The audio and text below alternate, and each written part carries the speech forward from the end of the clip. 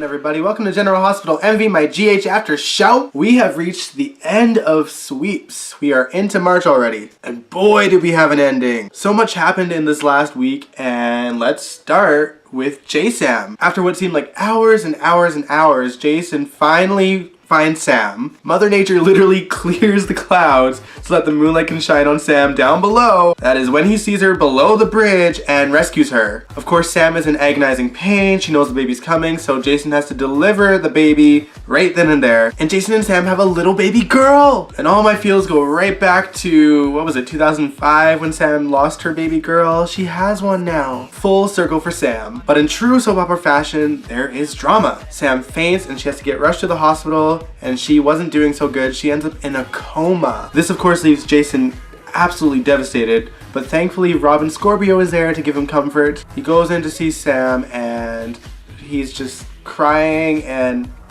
he was a mess and I was a mess and y'all were messes, don't even lie. Alexis comes in with Sam's baby girl and Jason puts the baby on Sam's lap, and that is what wakes Sam out of her coma. I was like, ugh. Dead. A beautiful happy ending after some pretty crazy drama. It wasn't the only story to come to an end though.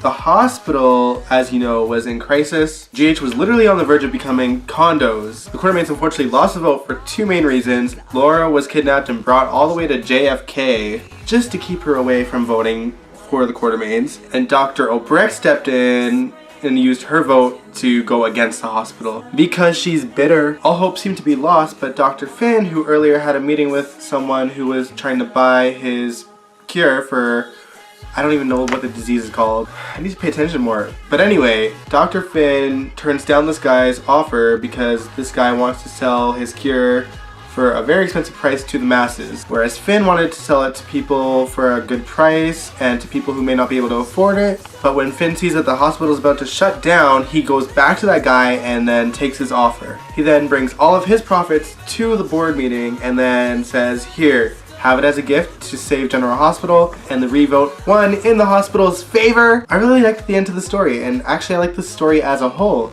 It wasn't too long. It was, you know, a few months, but it was a good arc. This should be the pace of every storyline, to be honest, which is the perfect segue to Nelle's storyline, which has been going on forever. Michael and Nelle got snowed in at a cabin that Sonny and Carly were gonna go to. Michael and Nelle's conversations over there actually convinced Nelle to change her ways. She had every intention to stop her plan. She got rid of the audio file, she chucked it, she deleted it off her computer, except for, you know, there was a notification that said Sonny file deleted, because you know all computers just keep that on and don't go to screensaver. Unfortunately for Nelle, Bobby got to Carly already and told her that the S that Nelle is seeing is Sonny.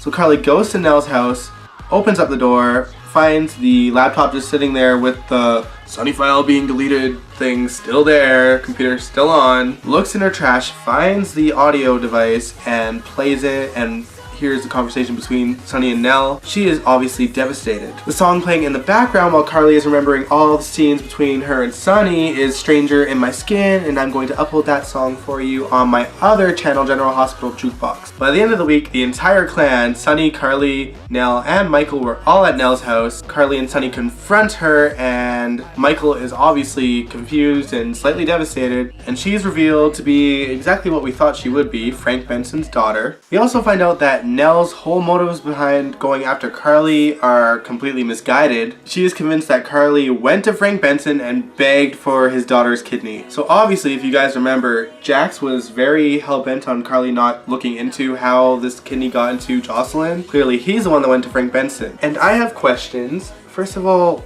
why? Like, why would Jax specifically go to Frank Benson and ask for the kidney? Like, how does Jax coincidentally go to Carly's adoptive family for help? It's obviously not like a blood ties kind of thing because they're not blood related, so that's where I'm a little bit confused, I guess.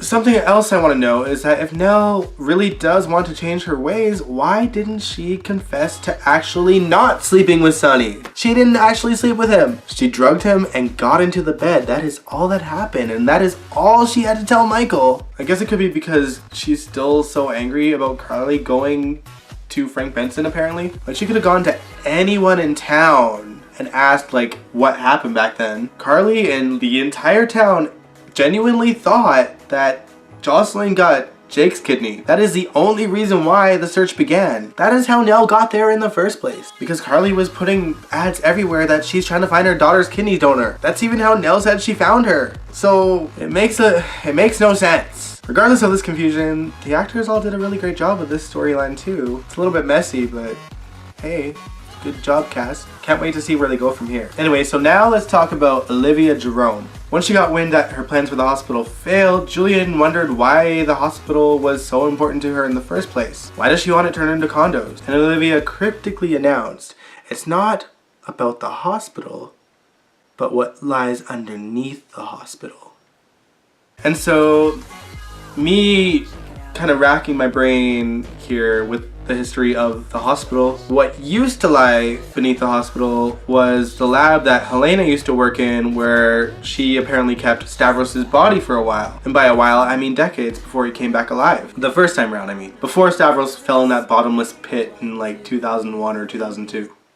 The Cassadines are weird. So now I'm like, does she have Duke somewhere? Is she trying to get access to that lab so that she can like do the whole bizarre Frozen thing and like revive him? Because I'd accept that. I would accept that ridiculous storyline and bring Duke back. The whole town is slowly finding out that Olivia Jerome is alive, and obviously she takes Julian and runs to the hospital.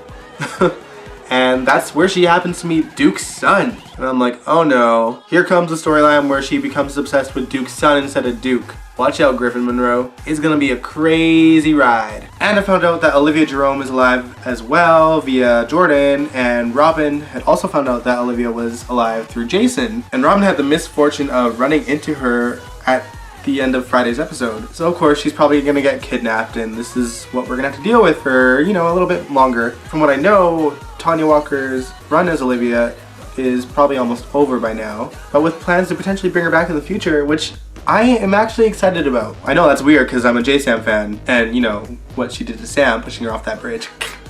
But I absolutely love Tanya Walker and her portrayal of Olivia Jerome. She's like the fun kind of crazy that you just can't help but love to watch. Plus, I mean, how awesome is it that she has Julian Jerome in the trunk right now? I'm loving it! So yeah, Sweeps is over. My thoughts about Sweeps, this is probably the best one they've had in a long time. I mean, while it's not like a Metro Court hostage crisis or the black and white ball, you know, those kind of things, it was still very, like, entertaining through the whole month. Great use of the entire cast. We actually seen the ends of storylines, which is like a miracle on the show these days because they are so endless. And it had a good balance of drama and romance as well, so I thoroughly enjoyed this month. I mean, the show had its, you know, quirks, but overall, I'm pretty happy with the results. I have mostly positive things to say, and I kind of hope that certain other GH after shows can see the positives of the show. I don't mean to throw shade, because in general I love watching AfterBuzz TV's General Hospital After Show. I watch it every week.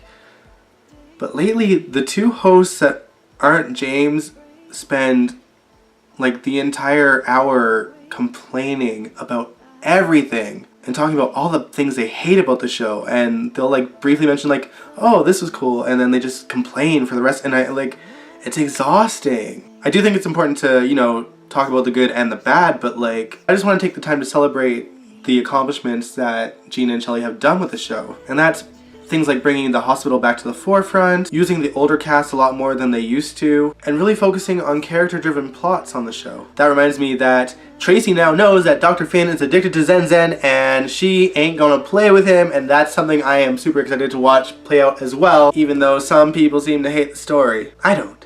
But that is the end of my show. I hope you guys enjoyed it. I hope you guys have been enjoying General Hospital as much as I have. I will catch you guys next week.